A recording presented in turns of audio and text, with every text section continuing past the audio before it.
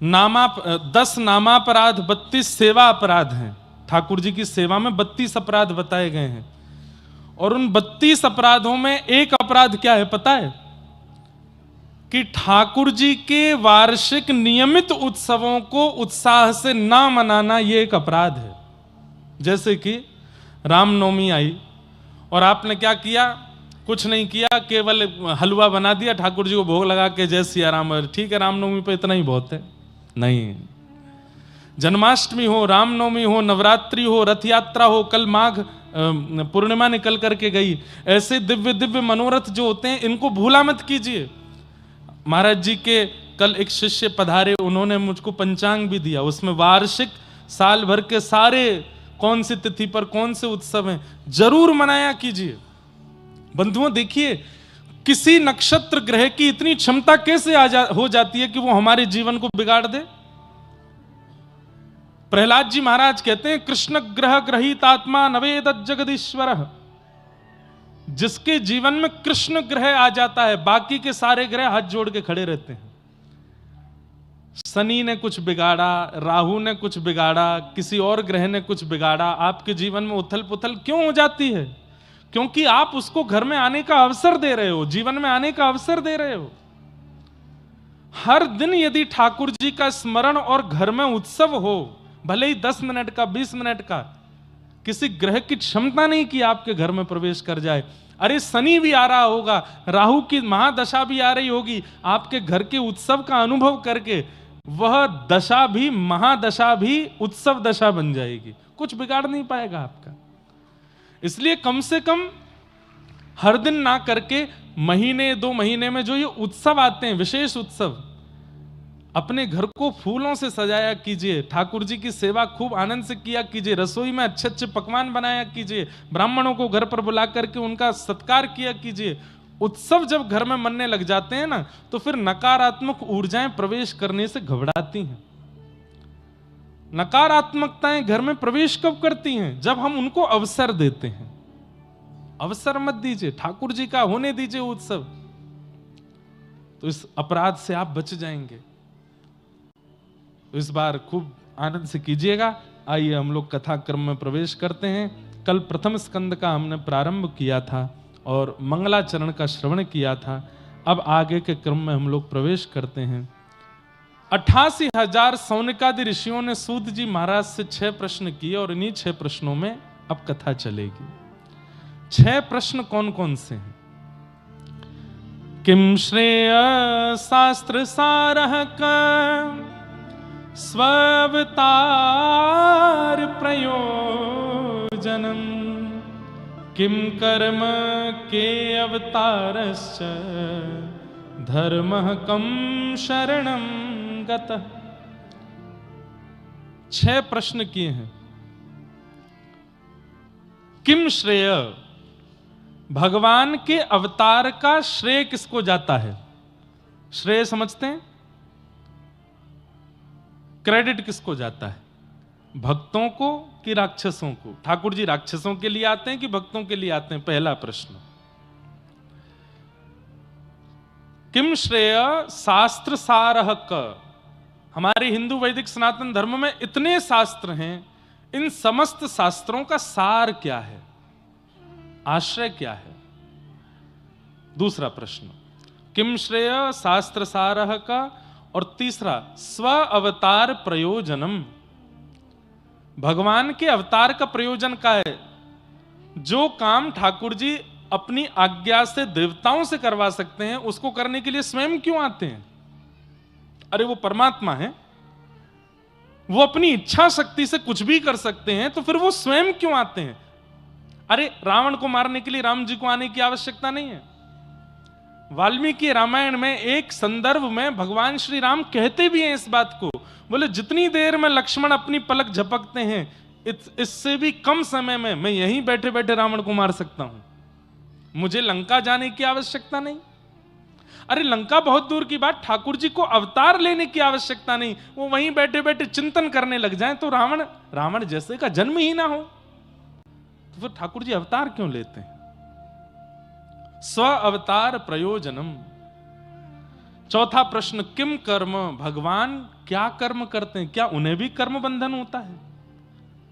पांचवा प्रश्न, के अवतारश्च, भगवान के अवतार कितने हैं? कोई कहता 10, कोई कहता 11, कोई कहता 24।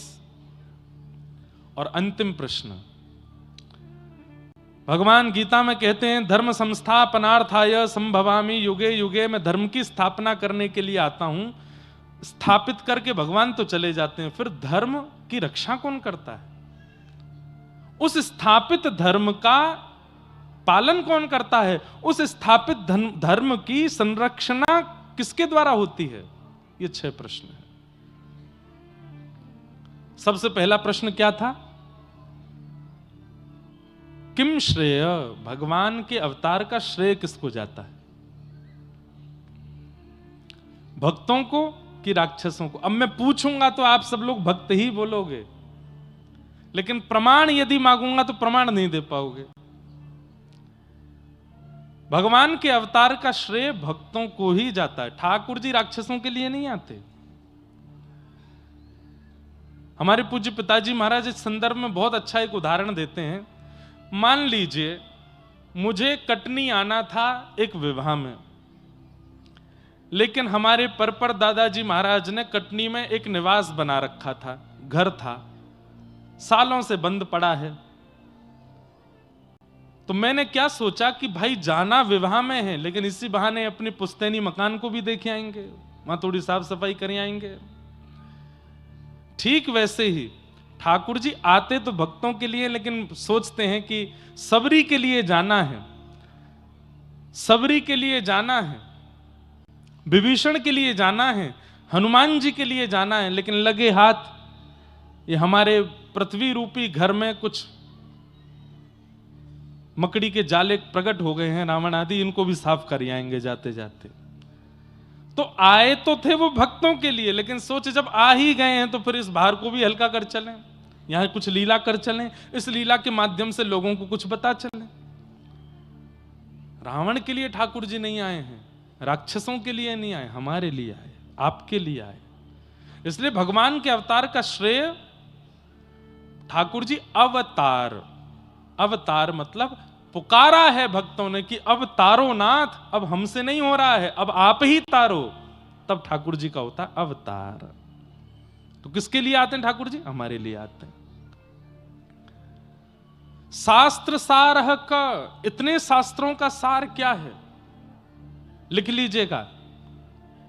हमारे समस्त शास्त्रों के 2 ही सार हैं, लिख लीजिए। समस्त हिंदुओं को पता होना चाहिए कि हमारे शास्त्रों का सार क्या है। अष्टादश पुराणेषु व्यासस्य वचनद्वयम् परोपकार पुण्याय पापाय परपीडनम। हमारे समस्त शास्त्रों के 2 ही सार हैं। जो आपको अपने लिए बुरा लगता है वो किसी के साथ मत करो, और असहाय जीवों की, अपने से कम शक्तिशाली जीवों की, चाहे बुद्धि में कम हो, चाहे धन में कम हो, चाहे यौवन में कम हो, चाहे जीवन में कम हो, उनकी सहायता। ये 2 क्रिया अगर आपके जीवन में हैं तो आप धार्मिक हो। यही हमारे शास्त्रों का सार है।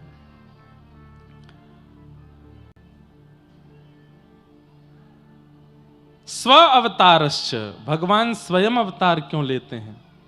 ये ठाकुर जी की कृपालुता है। जो कार्य देवताओं के द्वारा भी संपादित हो सकता है, ठाकुर जी मन विचार करते हैं कि नहीं मैं स्वयं जाऊंगा, ये उनकी दयालुता है, ये कृपालुता है। किम कर्म, भगवान का कर्म क्या है? अहम भक्त पराधीन, अपने भक्तों की पराधीनता। के अवतारश्च, भगवान के अवतार कितने हैं? तो श्रीमद् भागवत कहती है अवतारा संख्येय, संख्या नहीं है अवतारों की। इस वक्त हम कटनी में बैठ के कथा सुन रहे हैं, इस वक्त भी ठाकुर जी का कहीं अवतार हो रहा होगा, कहीं किसी भक्त पर कृपा कर रहे होंगे, कहीं किसी भक्त के यहां ठाकुर जी अनुग्रह प्राप्त करवा रहे होंगे। असंख्य अवतार हैं भगवान के, कोई संख्या नहीं है, निश्चित नहीं है। और अंतिम प्रश्न किया, धर्म कम शरणम गतः। ठाकुर जी धर्म स्थापित करके चले गए, ठाकुर जी के जाने के बाद धर्म कहां गया? हम सब प्राणी मात्र की शरण में, हम लोग ही धर्म की रक्षा करते हैं। इसीलिए प्रसिद्ध वाक्य है, धर्मो रक्षति रक्षिता। तुम धर्म की रक्षा करो, धर्म तुम्हारी रक्षा करेगा। हम सबको उत्तराधिकारी बना करके गए ठाकुर जी। भाई मैं लीला पूरी करके जा रहा हूं, अब रामायण पढ़ो, भागवत पढ़ो, गीता पढ़ो, गुरुजनों के आश्रय में रह करके मेरे द्वारा स्थापित धर्म की तुम रक्षा करना। हमें जिम्मेवारी देके गए ठाकुर जी धर्म रक्षण की। ये 6 प्रश्न, और इन 6 प्रश्नों का अब विस्तार से उत्तर सूत जी महाराज संपूर्ण 6 दिन की भागवत में दे रहे हैं। सबसे पहले अपने गुरु को वंदन किया। यम प्रव्रजन्तमनुपेतमपेत कृत्यम द्वैपायनो विरह कातरया जुहाव पुत्रेति तन्मयतया तरवो विनेदु तम सर्वभूत हृदय मुनिमानतोस्मि। बोलो सुखदेव जी महाराज की। एक बात सुनिए, जीवन में बंधुओं गुरु जरूर होने चाहिए। सदगुरु का आशीष आश्रय जीवन में जरूर होना चाहिए।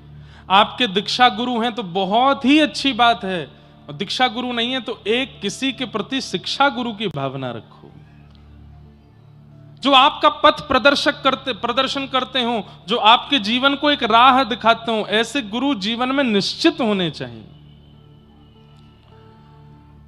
गुरु आश्रय निश्चित होना चाहिए। बंधुओं,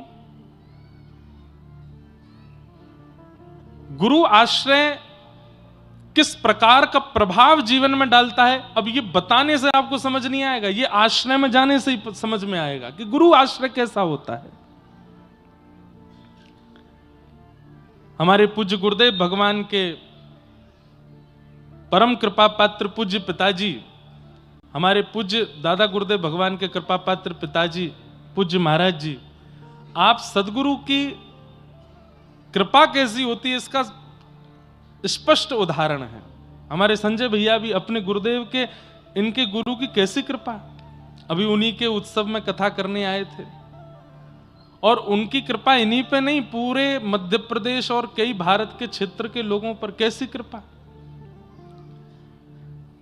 समझ क्या आता है कि गुरु कोई इंसान नहीं होता, गुरु कोई व्यक्ति नहीं होता, गुरु कोई पदवी नहीं होती।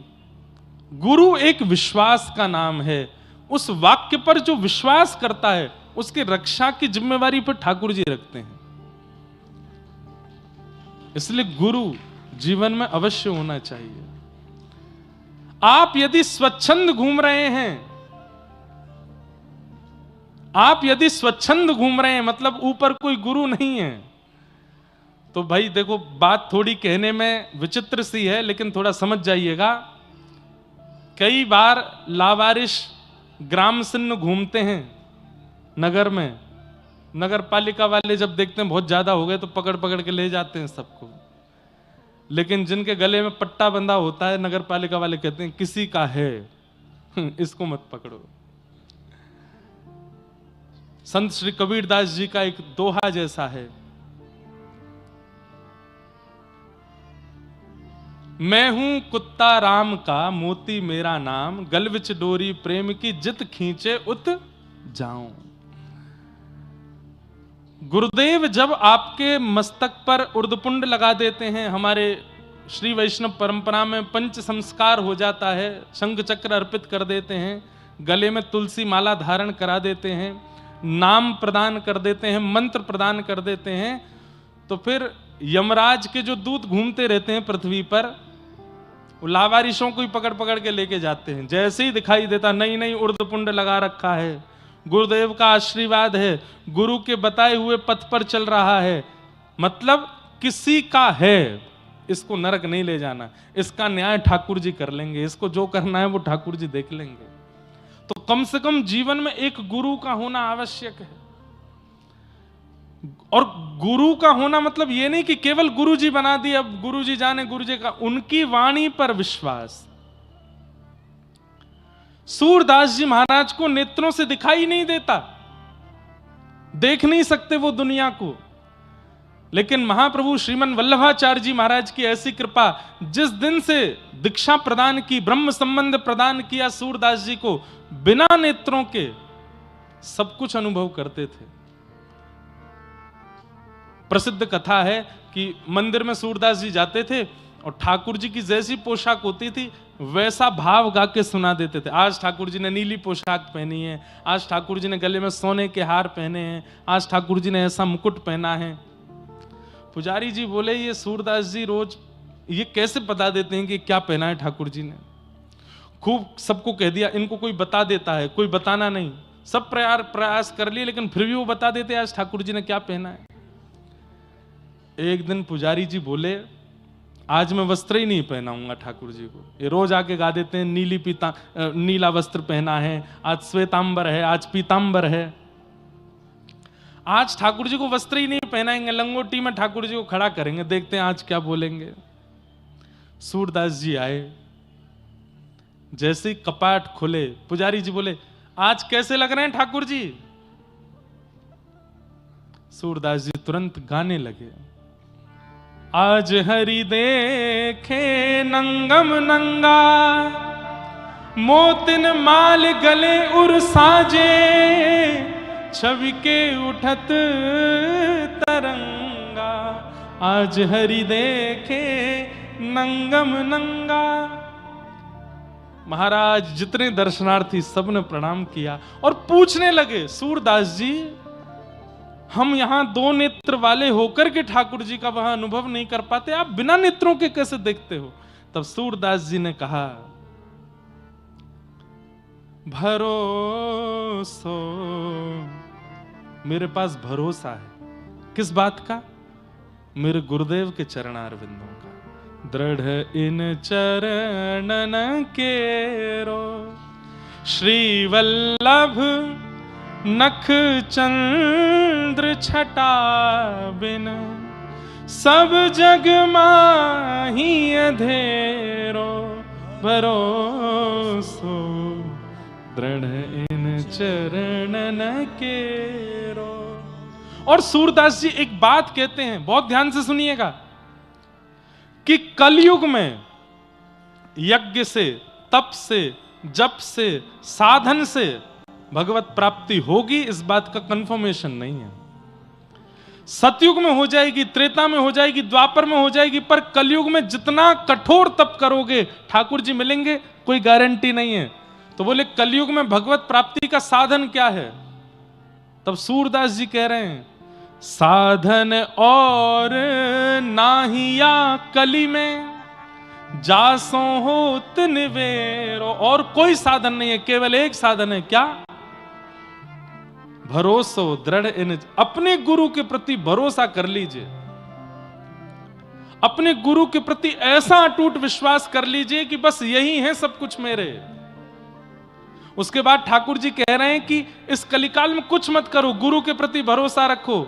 सूरदास जी कह रहे हैं, मैं प्रमाणित होकर के कह रहा हूं, सूर कहां कहे दुविध आंधरो, बिना नेत्रों का सूर कह रहा है कि मैं सब देख लेता हूं अपने गुरु की कृपा से।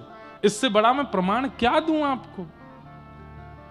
इसलिए भैया प्रभाव देख करके नहीं, स्वभाव देख करके गुरु बनाइए, लेकिन गुरु बनाइए जरूर। आजकल प्रभाव बहुत होने लगा, हमारा भी हो रहा है, हमको बहुत डर लगता है इससे, लेकिन हम सत्य बता रहे हैं, प्रभाव देख करके गुरु नहीं बनाइएगा। देख लिया चकाचौंध है महाराज गुरु जी की, धुआंधार भीड़ चलती है आगे पीछे, ना, गुरु वो जो स्वभाव से सामान्य हो, गुरु वो जो स्वभाव से सरल हो। और एक बात बताएं, गुरु की पहचान, वैसे तो गुरु को परखना नहीं चाहिए, पर जिनको देखते ही, जिनकी वाणी सुनते ही, जिनकी उपस्थिति होते ही कोई इंसान ना दिखता हो, ठाकुर जी का स्मरण होता हो, समझो वही आपके गुरु हैं। और एक बात और बोल दूं, एक बात और सुनिए, फिर बजाना ताली। जिनकी बातें सुन के, जिनकी उपस्थिति होते ही, जिनके प्रवचन सुनते ही, जिनको प्रणाम करते ही, जिनको दर्शन करते ही अपने सालों साल के अंदर विराजमान अवगुण को छोड़ने का मन कर जाता हो, समझो वही गुरु है। ये गुरु है। मैं व्यसनी हूं, मैं क्रोधी हूं, मैं लोभी हूं, और ये वर्षों से मेरे चित्त में है, लेकिन मैं इस दोष को निकाल नहीं पाड़ा। लेकिन सन्मुख कोई ऐसा महापुरुष आया जिसके आते ही मन में भाव आया कि अब क्रोध का त्याग कर दूं, अब लोभ का त्याग कर दूं, अब मोह का त्याग कर दूं, अब व्यसन का त्याग कर दूं, समझो वही गुरु है। आपके लिए ही भेजा ठाकुर जी ने। गुरु वो नहीं जो आपसे कहे चेला राम तुम भी थोड़ा सा धुआं उड़ाओ, हमको भी उड़वाओ। चेला राम तुम भी चलो थोड़ा सा ऐब कर लो, हमको भी करवाओ। वो गुरु नहीं। गुरु वही जो हरीसों में लावे, गुरु वही जो सदमार्ग दिखावे, गुरु वही जो भक्त बनावे, और गुरु वही जो सब छुड़ाए वृंदा विपिन बसावे। वो गुरु है। आप रहते कटनी में हैं, आप रहते जबलपुर में हैं, आप रहते मध्य प्रदेश में हैं, लेकिन गुरु के आश्रय से सदा चित्त जगन्नाथ में रहता है, द्वारिका में रहता है, बद्रीनाथ में रहता है, वृंदावन का स्मरण करता है, समझो वही गुरु है। इसलिए प्रभाव के गुरु नहीं, स्वभाव के गुरु बनाइए। और एक बात बोलें, केवल गुरु की बात नहीं है, प्रभाव देख करके कोई संबंध मत बनाइए। ना मित्र बनाइए, ना भाई बनाइए, ना पत्नी बनाइए, ना पति बनाइए। और ये सामाजिक संबंध जो बन जाते हैं हमारे कई सारे, अरे तुम मेरे मुंह बोले बहन हो, तुम मेरे मुंह बोले भाई हो, प्रभाव देख करके सब बहुत जल्दी बना लेते। ना, प्रभाव नहीं। प्रभाव का स्वरूप है, बहुत दिन तक टिकता नहीं है, पर स्वभाव सदा रहता है, सदा रहता है। रावण प्रभावशाली था, और मैं अगर कह दूं तो प्रभु श्री राम के समय पर कुछ समय के लिए प्रभु श्री राम से ज्यादा प्रभाव कहीं ना कहीं रावण का हो रहा था, लेकिन प्रभाव नहीं, स्वभाव की विजय हुई। श्री रामचंद्र कृपालु भज मन हरण भव भय दारुणौ, नव कंज लोचन कंज मुख कर कंज पद कंजारुणौ। श्री राम, उनके स्वभाव की विजय हुई। वो मर्यादा पुरुषोत्तम है। पिता के प्रति मर्यादा, पत्नी के प्रति मर्यादा, मित्र के प्रति मर्यादा, अरे कहां तक कहें शत्रु के प्रति मर्यादा, सब मर्यादाओं का पालन करने वाले राघव जी की विजय हुई। क्यों? प्रभाव नहीं, स्वभाव। और आप सबसे भी एक निवेदन करें, अपने प्रभाव पर काम मत कीजिए, स्वभाव पर काम करो। प्रभाव देख करके तो कोई भी नतमस्तक हो जाता है, पर स्वभावशाली व्यक्ति तो स्वप्न में भी आता है, स्वभावशाली व्यक्ति तो चित्त में भी रहता है, स्वभावशाली व्यक्ति तो सदा स्मृति में रहता है। इसलिए स्वभाव बनाइए ऐसा कि सबके प्रिय बन जाओ। और जिस दिन आपका स्वभाव सर्वप्रिय हो गया, समझ जाइएगा आप ठाकुर जी के प्रिय हो गए हो, ठाकुर जी को भा गए हो। स्वभाव पर क्रिया करो। तो गुरु जीवन में निश्चित होने चाहिए। एक प्रसंग, एक कथा सुना दें। इस कथा से आप लोग गुरु कृपा को समझिएगा, और दो चार बातें और होंगी इसमें, उन पर ध्यान मत देना। एक गुरु जी थे, संत थे। तो उन संत का बहुत बड़ा आश्रम था, नदी के किनारे गंगा जी के तट पर। बहुत सारे साधु महात्मा उनके साथ रहते थे। एक बार उन गुरु जी का, सन्यासी महात्मा थे, किसी स्त्री पर मन आ गया और वो महात्मा जी ने ब्याह कर लिया। अब ब्याह करते ही महाराज जितने साधु महात्मा रहते थे मठ में, सब छोड़ छोड़ के जाने लगे। बोले ओहो अब तो सब बर्बाद हो गया, ना तो भजन करने के लिए आए थे हम, तो घर बार छोड़ छाड़ के, हमारे गुरु जी ने ही ब्याह कर लिया। सब छोड़ छोड़ के चले गए गुरु जी को, एक चेला नहीं गया। यहां पर गुरु जी की क्रिया पे ध्यान मत दीजिएगा, चेले के विश्वास पे ध्यान दीजिएगा। उसने गुरु जी का त्याग नहीं, तो गुरु जी बोले भाई सब तो चले गए, तुम भी चले जाओ। नहीं गुरुजी, मेरा आपके प्रति दृढ़ विश्वास है, आप जो कर रहे हैं, जो किया होगा, मुझे पता है कि सब सोच समझ के किया होगा, मेरे मन में संशय नहीं, मैं आपकी सेवा करूंगा। और आपको जो प्रिय है, हमारी गुरु मां, वो हमको और ज्यादा प्रिय, हम उनकी भी सेवा करेंगे। तो उस शिष्य ने गुरु का त्याग नहीं किया। वैकुंठ में बैठे हुए नारायण भगवान इतने प्रसन्न हो गए, लक्ष्मी जी से बोले, देखो गुरु निष्ठा इसको कहते हैं कि गुरु जी ने बेचारों ने कुछ भी किया हो, लेकिन शिष्य की निष्ठा देखो, गुरु के प्रति त्याग नहीं किया। लक्ष्मी जी बोली, पर ऐसी ये भी तो गलत बात है ना, गुरु जी गलत कर रहे हैं। बोले, तो भाई शिष्य का शिष्यत्व है, वो तो स्वीकार करेगा, लेकिन हम कृपा गुरु जी पे नहीं करेंगे, शिष्य को जरूर हम वैकुंठ लेकर के आएंगे अपने साथ। ठाकुर जी गरुण जी पे बैठ के पहुंच गए, अर्धरात्रि का समय, और आंगन में जैसे ही गरुण जी आकर के विराजमान हुए, स्वर्ण की तरह चमक रहे हैं गरुण जी, और गरुण के ऊपर शंख चक्र गदा पद्म धारण करके ठाकुर जी बैठे हैं। नीचे खटिया पर शिष्य सोया था, भगवान ने उठाया, उठो। उठ करके उसने जैसे ही देखा, गरुण के ऊपर दिव्य तेजस्वी मणि की तरह चमक रहे हैं नीलांबर श्री नारायण भगवान। हाथ पांव जोड़ के बोले, जय जय, आप भगवान? बोले, हां। आप मुझ पर कृपा करने आए हैं? बोले, हम तुमको लेने आए हैं, चलो गरुड़ पर पीछे बैठ जाइए, हमारे साथ वैकुंठ चलो। बोले, मेरा पुण्य क्या है, किस पुण्य के आधार पर मिल रहे हैं आप मुझे? बोले, तुम्हारे गुरु के प्रति निष्ठा। तुम्हारे गुरु अपने पद से च्युत हो गए, तुम्हारे गुरु ने अनर्गल विचार किए, लेकिन फिर भी तुमने अपनी निष्ठा का त्याग नहीं किया, चलो हम तुमको वैकुंठ लेके चलेंगे, तुम्हारी निष्ठा से हम प्रसन्न हैं। एक बार गुरु जी से आज्ञा ले आऊं? ठाकुर जी बोले, हम प्रत्यक्ष तुम्हारे सामने खड़े हैं, साक्षात भगवान तुम्हारे सामने खड़े, अब गुरु जी की आज्ञा लेने जाओगे? बोले कि उन्हीं की सेवा की कृपा से तो आप मिले, तो उनसे एक बार आज्ञा ले लूं कि गुरु जी मैं वैकुंठ जा रहा हूं, नहीं तो सुबह उठ के ढूंढेंगे कहां गया चेलाराम, एक बार बता तो आऊं उनको। ठाकुर जी बोले, जाओ बताया हो। अर्धरात्रि का समय, गुरु जी सो रहे थे। गुरुदेव उठे, गुरु जी, कहो बेटा क्या बात? आपकी कृपा से, आपके चरणों की कृपा से, आपकी आज्ञा से, आपके आशीर्वाद से मैं वैकुंठ जा रहा हूं। साक्षात शंख चक्र गदा पद्मधारी ठाकुर जी गरुड़ पर विराजमान होकर हमारे आश्रम में पधारे हैं, बाहर आंगन में ठाड़े हैं, मुझे लेने के लिए आए हैं, मैं आपको प्रणाम करके आज्ञा लेके जा रहा हूं। गुरु जी आज्ञा दो, मैं वैकुंठ जाऊं। गुरु जी बोले, कहां है भगवान? बोले, वो खड़े। गुरु जी ने बाहर झांक के देखा, कोई दिखे नहीं। बोले, मुझे नहीं दिख रहे।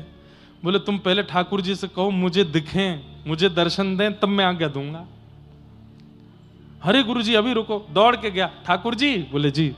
मेरे गुरु जी को दर्शन दो, उनको जब आप दर्शन दोगे तब वो आज्ञा देंगे मुझे जाने की। भगवान बोले, तुम्हारे गुरु के ऐसे कर्म नहीं है कि मेरे दर्शन कर पाए वो, तुम तो सीधी आज्ञा लो, चलो हमारे साथ। चेला बोला कि नहीं, गुरु जी को दर्शन नहीं दोगे तो मैं भी नहीं जाऊंगा, आप चले जाओ। ठाकुर जी बोले, रुको हम होते हैं प्रकट। तुरंत प्रकट होकर ठाकुर जी ने दर्शन दिए। गुरु जी के हाथ पैर कांपे, आंखों से आंसू। जय हो ठाकुर जी, आपका मधुर दर्शन हो गया, बड़ी कृपा। चेला बोला, गुरु जी अब आज्ञा, मैं जाऊं? बेटा अकेले जाओगे,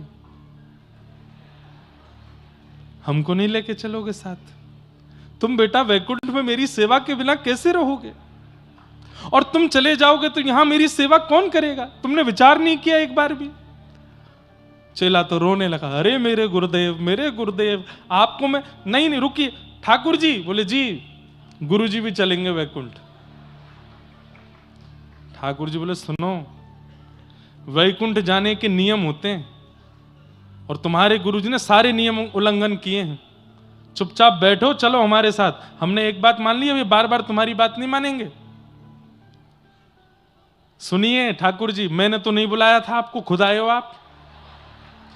मेरे गुरुजी जाएंगे तो मैं जाऊंगा, नहीं तो मैं भी नहीं जा रहा। या तो मेरे गुरुजी को लेके चलो, नहीं तो खा लिया। गरुण जी बोले, जय जय। ठाकुर जी एक बार बोले, चलो गरुण, इसके तो बड़े नखरे हैं। गरुण जी बोले, लक्ष्मी जी को क्या उत्तर दोगे?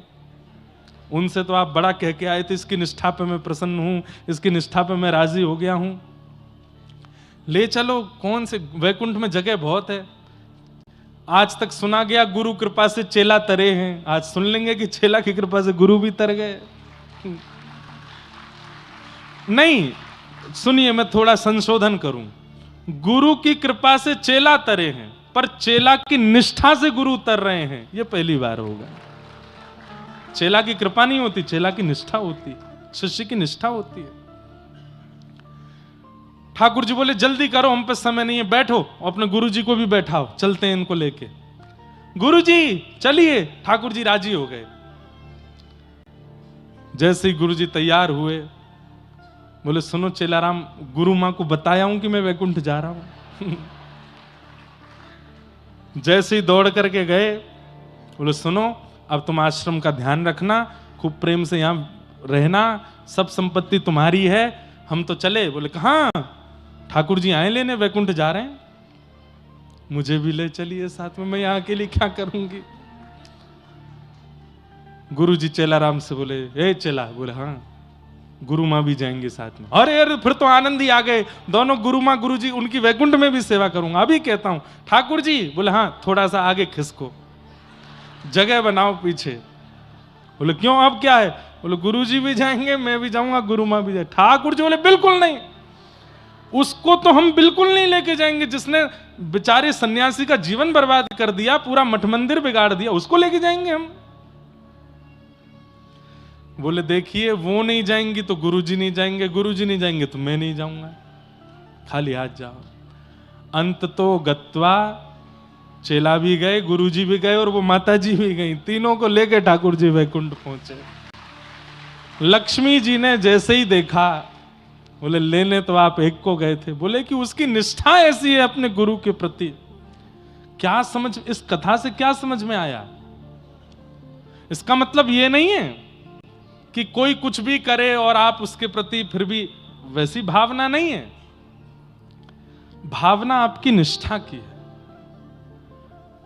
ठाकुर जी आपकी निष्ठा से रीझते हैं, और जिसके प्रति आपकी निष्ठा है, यदि वो कुछ गलत कर रहा है तो उसको न्याय देना, दंड देना, ये ठाकुर जी का काम है।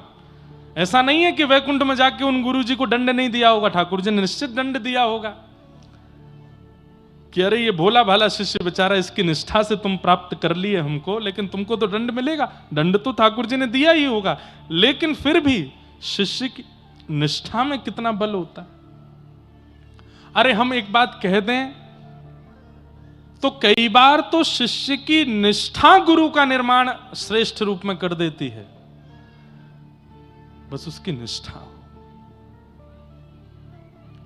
ऐसी निष्ठा हो अपने गुरु के प्रति। ठाकुर जी दयावंत हो जाते हैं, ठाकुर जी को करुणा आ जाती है जब वो देखते हैं कि कोई कितनी निष्ठा करके बैठा है अपने गुरु के प्रति। उस निष्ठा से ठाकुर जी प्रसन्न हो जाते हैं। तो जीवन में एक पथ प्रदर्शक होना चाहिए। आपकी दुनिया सुनती है, पर आपके ऊपर भी कोई एक ऐसा होना चाहिए जिसकी आप सुनते हो। अगर ऐसा नहीं है तो आपका पद नष्ट होने से, आपको नीचे गिरने से कोई नहीं रोक सकता। अपने ऊपर एक रखिए जिसकी आप सुनते हो, जिसकी आप मानते हो, जिसकी आज्ञा गुरुणाम अविचारणीयाम। गुरु की आज्ञा पर दूसरा विचार नहीं होना चाहिए। गुरु जी कह दें गौरी घाट चले जाओ जबलपुर, तो आप ये प्रश्न मत कीजिए कि करना क्या है वहां जाके। नहीं, गुरु जी ने कह दिया जाओ तो जाओ, वहां होगा क्या वो गुरु जी जाने। इतनी निष्ठा गुरु के प्रति होनी चाहिए। और ऐसी निष्ठा जब शिष्य के चित्त में आती है तो ठाकुर जी रीझ जाते हैं, ठाकुर जी प्रसन्न हो जाते हैं, ठाकुर जी उससे आनंदित हो जाते हैं। ठाकुर जी कहते हैं गुरु जी को पीछे छोड़, पहले तू प्राप्त कर मुझे, क्योंकि तेरी निष्ठा बहुत है। आजकल के लोग उसको अंधविश्वास कह देते हैं, आजकल के लोग उसको कुछ भी कह देते हैं, अरे ये तो पागल हैं, ये ऐसे वैसे। बोलने दीजिए, संसार का काम तो बोलना है। आप अपने गुरु के प्रति निष्ठा रखो। हमारे वृंदावन के पूज्य प्रेमानंद जी महाराज, आए दिन लोग उनके बारे में कुछ ना कुछ बोलते हैं। आए दिन लोग किसी ना किसी संत के बारे में, महापुरुष के बारे में, शंकराचार्य जी के बारे में, आद्य शंकराचार्य जी के बारे में, परंपराओं के बारे में खंडन करते ही रहते हैं। ये कलयुग ज्यों ज्यों आगे बढ़ेगा खंडन और ज्यादा होगा। लेकिन आप अपनी निष्ठा को डगमगाने मत दीजिए, आप अपनी निष्ठा रखो। और हम सत्य बता रहे हैं,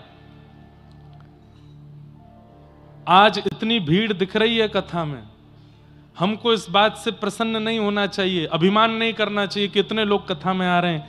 ये बहुत लंबे समय तक नहीं रहेगा। एक समय ऐसा आएगा कुछ वर्षों बाद, कथाएं नहीं होंगी, प्रवचन नहीं होंगे, सत्संग नहीं होगा, क्योंकि इन सब के पीछे दुनिया पड़ी है, इन सबको बंद करने के लिए, रोकने के लिए, खत्म करने के लिए। आज गौ हत्या के लिए कितने लोग आवाज उठाते हैं, कोई कुछ नहीं हो रहा है कहीं भी। एक समय यह भी होगा कि कथा भागवत हो, उसके लिए हमें आज्ञा दीजिए, परमिशन दीजिए, नहीं मिला करेगी। ये होगा तभी तो कलयुग प्रचंड होगा, तभी तो कलयुग बलवान होगा।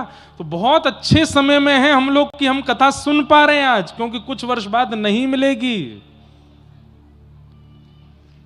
हमसे कई लोग, महाराज जी भी कभी कहते हैं, पिताजी भी कहते हैं, कई लोग, लाला ने का आराम करे कर, इतनी भाग दौड़ मत करे कर, लगातार कथा मत करे कर। हम कहते हैं पिताजी कुछ समय की बात है, उसके बाद तो होनी नहीं है कथा, तो इसलिए अभी जितनी हो जाए कर लेते हैं, अभी जितने लोगों के चित्त में भक्ति स्थापित हो जाए करवा देते हैं, क्योंकि कुछ समय बाद कलयुग आक्रमण कथाओं में ही करने वाला है, श्रोताओं के चित्त पे ही करने वाला, रोक लगा दी जाएंगी। भगवान ना करे कि वो समय हमें देखना पड़े, पर आएगा जरूर। इसलिए भैया अभी कृपा है ठाकुर जी की, इस कृपा का अनुभव करके खूब कथाएं सुन लो, खूब अपने जीवन का उद्धार कर लो, खूब गुरु आश्रय करके मंगल में गति को प्राप्त कर लो, क्योंकि कल में परलय होएगी। बहुरी करेगो कब, आज ही करो, भजन तो अभी कर लो। हमारे पूज्य महाराज जी जब लाला कहकर के हमको पुकारते हैं ना कि लाला तुम ठीक होना, लाला तुम प्रसन्न होना, लाला तुम स्वस्थ होना, बस हमें लगता है कि महाराज जी लाला कह देते हैं और हमारे बारे में थोड़ा सोच लेते हैं ना, इसी से ही ठाकुर जी प्रसन्न हो जाएंगे कि ये प्रसन्न है। हमारे पूज्य गुरुदेव भगवान पूज्य पिताजी महाराज 5 तारीख को वे भी कथा में यहां पधार रहे हैं। अभी 4 को आ रहे हैं कि 5 को आ रहे हैं, 4 या 5 में से किसी एक दिन आ रहे हैं। अभी छत्तीसगढ़ में कथा चल रही है, वहाँ विश्राम करके फिर यहाँ भी पधारेंगे। उनका भी भाव है कि हमारे गुरु स्थान पर कथा चल रही है कटनी में, तो हम भी पहुँचेंगे। वे प्रसन्न हो जाते हैं जब अपने शिष्य से, अपने दास से, तो हमें लगता है कि बस ठाकुर जी प्रसन्न हो गए। गुरु की प्रसन्नता, प्रयच्छति गुरु प्रीतो वैकुंठम योग दुर्लभम। गुरु प्रसन्न है तो ठाकुर जी प्रसन्न हो जाएंगे। सूत जी महाराज ने अपने गुरु को वंदन किया, और वंदन करते हुए सूत जी महाराज अब यहां से कहना प्रारंभ करते हैं, और कहते हुए क्या कह रहे हैं, बहुत सुंदर बात।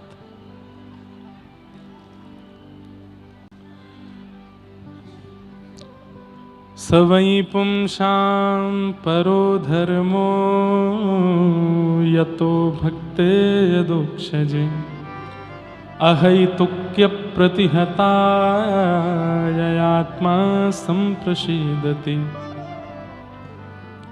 सभी प्राणी मात्र का परम धर्म क्या है? कल हम धर्म और परम धर्म पर चर्चा कर रहे थे। सब लोग इधर देखिए, ध्यान से सुनिए बिल्कुल। अब चर्चा ना करें, किसी और की तरफ ना देखें, यहां देखें। सवै पुंसाम परो धर्मो यतो भक्तिर अदोक्षजे। अदोक्षज भगवान की अहैतुकी भक्ति करना। अहैतुकी भक्ति को क्या कहते हैं? प्रेम लक्षणा भक्ति करना, न विच्छिन्न होने वाली भक्ति करना, यही समस्त प्राणी मात्र का परम धर्म है। सब लोग बिल्कुल सावधानी से सुनो।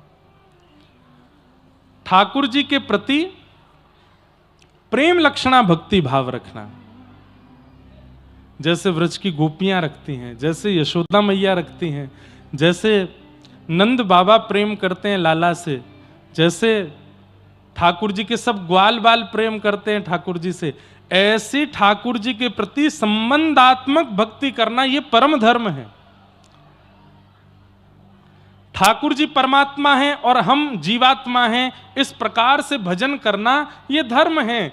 पर ठाकुर जी हमारे कोई संबंधी हैं और हम उनके ये संबंध में हैं, इस प्रकार से उनका भजन भक्ति प्रेम करना, ये परम धर्म है। ठाकुर जी को अपना कुछ मानना, कल भी हमने इस पर चर्चा विस्तार से की थी। ठाकुर जी को अपना कुछ मानना। मधुमंगल, श्रीदामा, तन सुखा, मन सुखा, धन सुखा, ये सब ठाकुर जी के सखा हैं। सब ठाकुर जी से अटूट प्रेम करते हैं।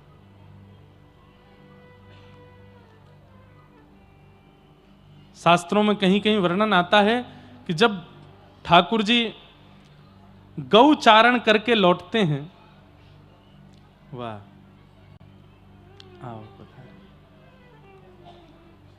पधारिए विराज। हमारे सागर क्षेत्र के विधायक जी शैलेंद्र जैन जी आए हैं, बहुत बहुत आप अभिनंदन, विराज है।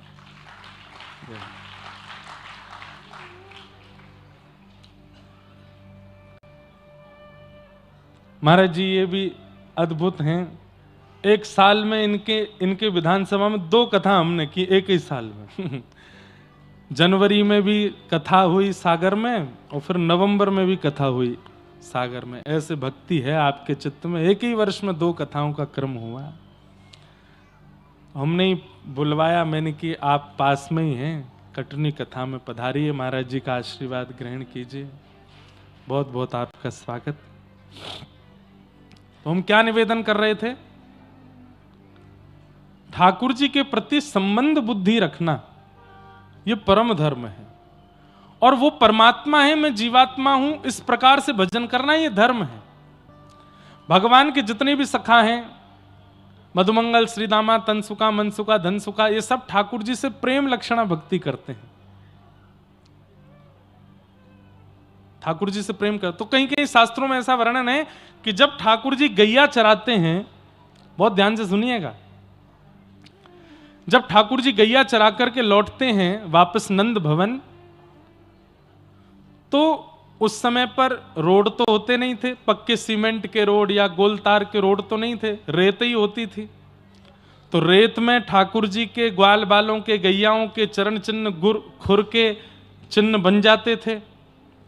तो कहते हैं कि जब ठाकुर जी गैयाओं के बीच में चलते थे तो ग्वाल बाल इतर होकर के चलते थे, ठाकुर जी के संग नहीं चलते थे। एक दिन ठाकुर जी बोले, हे मधुमंगल, श्रीदामा, तनसुका, मनसुका, सबरे सखाओ इतकु आओ, तुम सबरे मोते दूर हटके काई को चलो, मेरे संग काई को ना चलो। तो देखिए सखा हैं, पर सखा होते हुए भी उनकी भावना कैसी, क्या कहते हैं? बोले लाला, तू जब पृथ्वी पे पाम धरे और पाम धर के जब अपने पाम उठावे ना, तो तेरे चरणन के चिन्हन से जो पृथ्वी पे चिन्ह बन जाए, हमारो मन ना करे कि हम वहां पे अपने चरण रखें या हमारे हम दूर रह के चलें, ताकि तेरे चरण चिन्ह हमको दिखते रहें। सख्य भक्ति है। इसलिए ठाकुर जी के प्रति परमात्मा बुद्धि ये प्रारंभिक भक्ति है, पर करते करते करते ऐसी स्थिति हो जाए कि ठाकुर जी के प्रति अपनत्व बुद्धि हो जाए, ये हमारे कुछ हैं, ये परम धर्म है। ठाकुर जी के प्रति यही बात यहां की, सबई पुंसाम परो धर्मो यतो भक्तिर अदोक्षजे अहै तुक्य प्रतिहता ययात्मा संप्रसिदति। और भक्ति कैसी होनी चाहिए? अहै तुकी भक्ति। अहै तुकी किसको कहते हैं? अहेतुकी किसको कहते हैं? अहेतुकी भक्ति कहते हैं कि चाहे जीवन में जैसी परिस्थिति आ जाए, आपका विश्वास डगमगाता नहीं है ठाकुर जी के प्रति। चाहे धन से दिक्कत आ जाए, चाहे मन की दिक्कत आ जाए, चाहे तन की दिक्कत आ जाए, चाहे पारिवारिक पीड़ा आ जाए, लेकिन आपका विश्वास ठाकुर जी के प्रति एकजुट ही रहता है, एक रस ही रहता है। इसको अहेतुकी भक्ति कहते हैं। न नष्ट होने वाली, न कम होने वाली भक्ति अहेतुकी भक्ति है।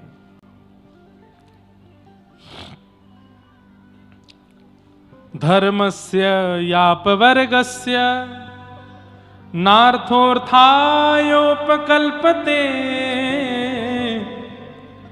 नार्थस्य धर्मैकान्तस्य कामो लाभाय स्मृत। आप सब लोगों ने एक भक्तिमती भक्त का नाम सुना होगा जिनका नाम था करमेती बाई। नाम सुना है? करमेती बाई। राजस्थान में जैसे मीराबाई का प्रसिद्धि है, ऐसे ही एक राजस्थान की परम भक्ता हुई श्री करमेती बाई जी। बहुत सुंदर चरित्र है करमेती बाई का। तो करमेती बाई 4 भाइयों के बाद में जन्मी थी अपने पिताजी के यहां। ब्राह्मण कुल में जन्म हुआ था और उनकी कुल देवी के आशीर्वाद से जन्म हुआ था। इनके पिताजी को कोई संतान नहीं थी, कुल देवी से संतान मांगने के लिए गए और ये भाव रखा कि अगर संतान नहीं हुई तो मैं अपना शीश बलि के रूप में चढ़ा दूंगा देवी के आगे। तो बीच रास्ते में ही देवी प्रकट हो गई और देवी ने प्रकट होकर के कही, जाओ 4 पुत्र होंगे तुमको। तो इनके पिताजी करमेती बाई के पिताजी रोने लगे, बोले मां आपने 4 पुत्रों का वरदान तो दिया, लेकिन मेरे मन में इच्छा है कि एक पुत्री और हो। तब देवी मां बोली, मैंने पहली बार ऐसा व्यक्ति देखा है जो पुत्री मांग रहा है, नहीं तो लोग पुत्र ही मांगते हैं, तुमको पुत्री की इच्छा क्यों है? तब इनके पिताजी ने कहा कि पुत्र होने से तो यह पता चलता है कि हम माता पिता हैं, लेकिन पुत्री होने से यह पता चलता है कि हमारा जीवन किसी के लिए है, हमारा जीवन भी एक श्रेष्ठता के लिए है, हमारे जीवन में भी एक बहुत बड़े दान पुण्य का अवसर आएगा इसके दान के लिए, इसलिए आप एक पुत्री प्रदान करो। तो देवी इतनी प्रसन्न हो गई, उन्होंने कहा विद्वान संपत्तिवान यौवनवान पुत्र होंगे तुम्हारे, लेकिन भक्ति का वरदान मैं तुम्हारी बेटी को दूंगी। तुम्हारी भक्ति तुम्हारी बेटी ऐसी भक्त बनेगी कि उसका चरित्र कथाओं में सुनाया जाएगा, मंच से कहा जाएगा। और तब उन्हीं ब्राह्मण के घर में 4 पुत्र हुए। 4 पुत्रों के बाद देवी की कृपा से, कुल देवी की कृपा से कृष्ण भक्त श्री करमेती बाई जी का जन्म हुआ, जिनका चरित्र नाभाजी ने भक्तमाल जी में भी गाया और भी कई संतों ने गाया। करमेती बाई, करमेती बाई जी के प्रसंग के 2, वैसे तो बहुत अच्छा प्रसंग है, पर मैं एक दो भाव सुनाऊं। इनका विवाह निश्चित हुआ, एक राजघराने के एक अच्छे कुल के बालक से इनका विवाह संपन्न हुआ। तो विवाह जिस दिन होना था उस दिन बारात सामने आई। ये ऊपर अपने कक्ष में खड़े खड़े बारात देख रही थीं और तभी इन्होंने मन में विचार किया कि मैंने जन्म किसी का घर बसाने के लिए, अपना घर बसाने के लिए, गृहस्थाश्रम में जाने के लिए नहीं लिया है। मैंने जन्म ठाकुर जी की भक्ति के लिए लिया है और अपनी भक्ति के द्वारा असंख्य भक्तों को भक्ति का मार्ग दिखाने के लिए लिया है। सब लोग इधर देखिए, ध्यान से सुनो। लेकिन माता पिता जबरदस्ती मेरा ब्याह कर रहे हैं, क्या करूं? तो द्वार पर बारात आ गई थी और करमेती बाई उसी समय घर छोड़ के चली गई। ये नहीं पता था जाना कहां है, बस इनको ये पता था कि मेरे घर से उत्तर की दिशा में, मेरे घर से उत्तर की दिशा में वृंदावन है। ये नहीं पता था वृंदावन का रास्ता कहां है, कहां से मुड़ना कैसे, बस उत्तर दिशा की ओर चल पड़ी करमेती बाई। द्वार पर बारात खड़ी थी, माता पिता दुल्हा का सत्कार कर रहे थे और बहू बेटी घर से चली गई। विवाह नहीं हो पाया, पूरे नगर में ढूंढा, पुत्री नहीं मिली। तब इनके दुखित पिताजी ने नगर के राजा को कहा कि मेरी बेटी घर छोड़ के चली गई है, मेरे पास तो सैन्य बल नहीं है, आप मेरी बेटी को ढूंढवाइए, कहां है वो।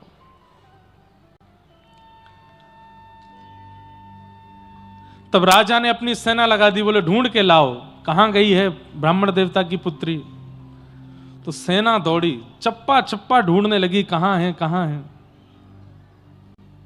आजकल के बच्चे इन्फ्लुएंस मत होना करमेती बाई से, ये भी तो घर छोड़ के गई थी, पर घर छोड़ के कितनी परम पवित्र भक्ति के लिए गई, आगे सुनिएगा।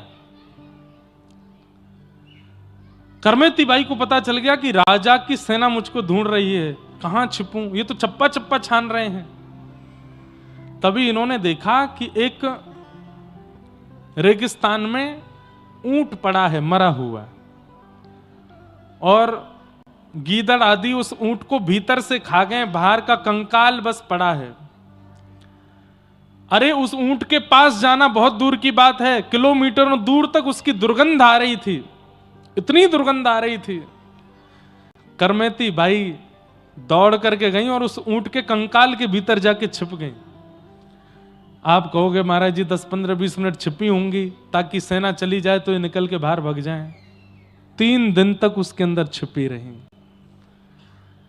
प्रसंग आता है कि करमेती बाई जब वृंदावन पहुंच गई और फिर कालांतर में प्रसिद्ध हो गई, संत जन इनका सत्संग सुनने के लिए जब आते थे, तब एक संत ने इनसे प्रश्न किया कि भाई साहब, हमने सुना है कि जब आप राजस्थान से वृंदावन आई थी तो सेना से बचने के लिए आपने ऊंट के कंकाल में 3 दिन निवास किया। करमेती बाई बोली हाँ। तो फिर उन्होंने कहा क्षमा कीजिएगा, बुरा मत मानिएगा, पर कोई जानवर मर जाता है तो उसके शरीर की दुर्गंध इतनी विष के समान होती है कि उसको एक बार कोई ले लेता है तो उस व्यक्ति का सिर दर्द करने लगता है। आप 3 दिन उस दुर्गंध युक्त पेट ऊंट के पेट में कैसे बैठ गई? करमेती बाई बोली 2 बात। पहली बात, जिसके चित्त में प्रेम लक्षणा भक्ति जागृत हो जाती है ना, उसको फिर परिस्थिति से फर्क नहीं पड़ता। जिसके चित्त में प्रेम बढ़ चढ़ के बोलने लगता है कृष्ण भक्ति का, वृंदावन भक्ति का, और प्रेमी व्यक्ति को फिर परिस्थिति से फर्क नहीं पड़ता, वो प्रेम को प्रायोरिटी देता है। मेरे लिए वृंदावन पहुंचना जरूरी था, मेरे लिए कृष्ण की चरणार बिंदों की प्राप्ति जरूरी थी, मेरा मन बुद्धि चित्त सब कुछ कृष्ण का स्मरण और वृंदावन का स्मरण कर रहा था, इसलिए वो दुर्गंध मेरा कुछ बिगाड़ ना पाई। और दूसरी बात जो कही वो तो लाजवाब। करमेती बाई कहती हैं, भैया इससे भी ज्यादा दुर्गंध युक्त मलमूत्र से भरा हुआ मां का पेट होता है। जब हम उसमें 9 महीने गुजार सकते हैं तो कृष्ण की प्राप्ति के लिए 3 महीने दुर्गंध युक्त ऊंट के भीतर नहीं बैठ सकते। हम 9 महीने उस मलमूत्र के भांड पेट में रह के आ सकते हैं, तो कृष्ण प्राप्ति के लिए ये कंकाल रूपी ऊंट के गर्भ का जो दुर्गंध है ये तो कुछ भी नहीं थी उसके आगे।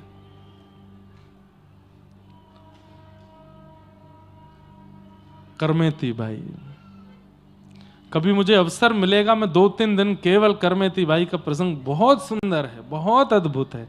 हमारे श्री नारायण दास भक्तमाली जी पूज्य बक्सर वाले मामा जी ने पूरी करमेती बाई का चरित्र लिखा है, गाया है, इतना अद्भुत है।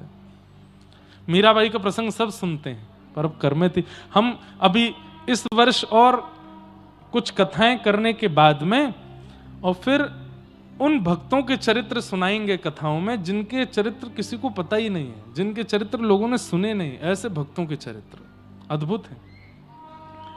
तो फिर एक प्रसंग और आता है कि करमेती बाई जब वृंदावन आ गई, कुछ सालों बाद इनके पिताजी को पता चला कि करमेती वृंदावन में है, तो वो गुस्से में भर करके लड़ने के लिए अपनी पुत्री के पास गए। यमुना के तट पर परनकुटी बना करके करमेती बाई रहती थी। घर छोड़ा लेकिन भोग विलास में नहीं पड़ी हैं, वो एक तपस्विनी जैसा जीवन जी रही हैं। अरे क्या बताएं, सुंदरता ऐसी थी कि कोई भी मोहित हो जाता, पर भजन के प्रभाव से करमेती बाई ने अपना रूप ऐसा बना लिया कि कोई काम भाव से अगर उनके पास आ भी जाता था तो करमेती बाई का रूप देख करके उसका काम नष्ट हो जाता था। ऐसी करमेती बाई। पिताजी क्रोध में भर के आए, वृंदावन में पूछा कहां है करमेती, किसी ने बताया यमुना के तट पर बैठी हैं, कुटिया बना के रहती हैं। जैसे ही पिताजी ने करमेती बाई की कुटिया देखी, आधा क्रोध तो वहीं ठंडा हो गया। उस कुटिया में मानो जैसे भक्ति नृत्य कर रही हो, और जैसी कुटिया के भीतर प्रवेश करके करमेती को देखा, पिता के नेत्र सजल हो गए। क्या कमी थी घर में? मखमली चादर, मखमली गद्दे पर सोना, 3 समय 4 समय गरम गरम फुल्का पाना, एक राजघराने जैसा शौक, सब कुछ छोड़ करके मेरी बेटी यहां बालुका में बैठी है। करमेती बाई ने नेत्र खोल के जब अपने पिता को देखा, प्रणाम किया, पिताजी आई है। कैसे आए? ममता नहीं है चित्त में कि रोने लग गई हूं ना। बोले बेटी मेरे अंदर क्रोध तो बहुत था पर पता नहीं कहां चला गया, लेकिन एक प्रश्न अभी तक मेरे चित्त से नहीं गया है, उस प्रश्न का उत्तर जानने आया हूं मैं। बोले क्या पिताजी? तूने एक बार भी विचार नहीं किया कि मेरे पिता की नाक कट जाएगी? मेरे पिता को समाज में मुंह कैसे दिखाएंगे अगर मैं घर छोड़ के भाग गई तो? मेरे द्वार पर बारात खड़ी थी लाली, एक परिवार अपना पूरा घर सजा करके और किसी दूसरे परिवार के स्वागत में वहां खड़ा था। एक व्यक्ति दुल्हा बन करके आया, उसके माता पिता सब परिवार लोग आए। तूने एक नहीं दो दो परिवार और पूरे कुल में मेरी नाक कटा दी। तूने एक बार भी विचार नहीं किया कि मेरे पिता के साथ क्या होगा अगर मैं ऐसा करूंगी तो? माना तेरी भक्ति प्रधान है, माना तेरा वृंदावन आना निश्चित है, माना कि तुझे कृष्ण भक्ति चाहिए, लेकिन तूने अपने पिता का चिंतन क्यों नहीं किया?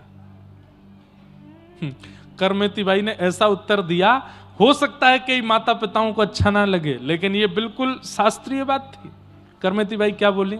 पिताजी मेरी क्षमा बहुत छोटी है आपके अपमान के आगे, इसलिए मैं अगर क्षमा मांगूंगी तो शायद मैंने जो किया उसमें मुझे क्षमा नहीं मिलेगी। लेकिन ये संसारी विषय है, आध्यात्मिक विषय यदि देखोगे तो पिताजी मेरी बात आपको कड़वी लगेगी, आप कहो तो मैं कह दूं।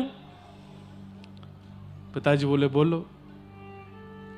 बोले पिताजी नाक उनकी कटती है जिनकी नाक होती है, और नाक उन्हीं की होती है जो कृष्ण के होते हैं, जो राम के होते हैं, जो नारायण के होते हैं, जो गुरु के होते हैं।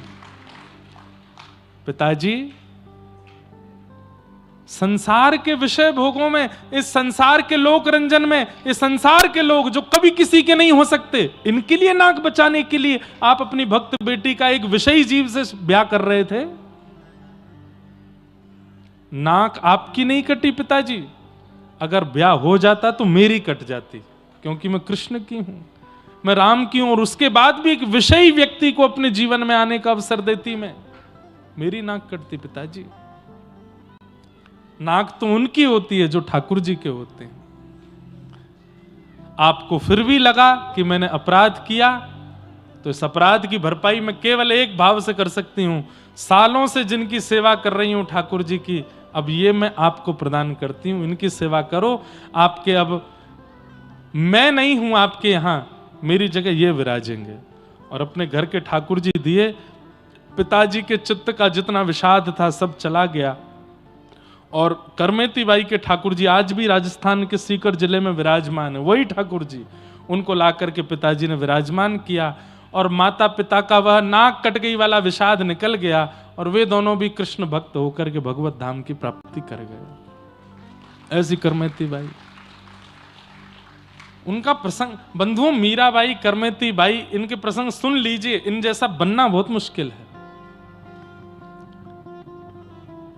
पर परम धर्म कहते भी ऐसी ही भक्ति को हैं।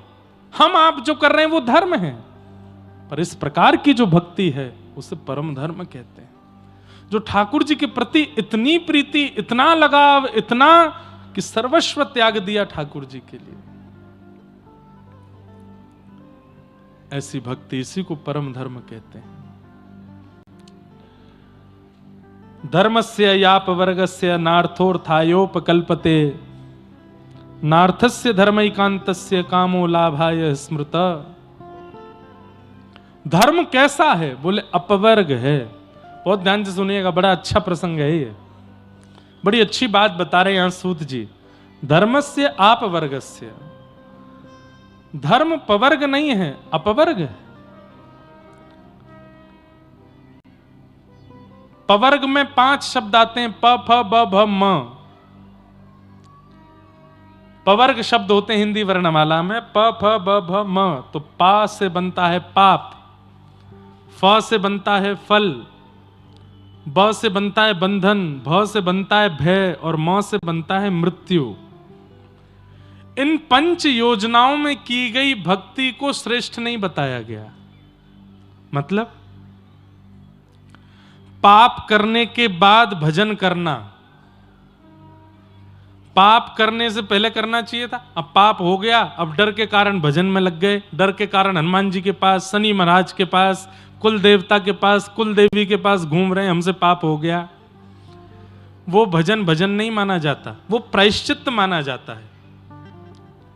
उस भजन के फल से ठाकुर जी प्रसन्न नहीं होते, आपके पाप को नष्ट करते हैं, इसलिए उसको श्रेष्ठ भजन नहीं माना गया। पाप के बाद किया गया भजन, फल की प्राप्ति से किया गया भजन, उसको भी श्रेष्ठ नहीं माना जाता। किसी कामना से किया गया भजन, प फ फिर आता है ब, यानी कि बंधन युक्त बंधन मुक्त होने के लिए किया गया भजन, उसे भी श्रेष्ठ नहीं माना जाता।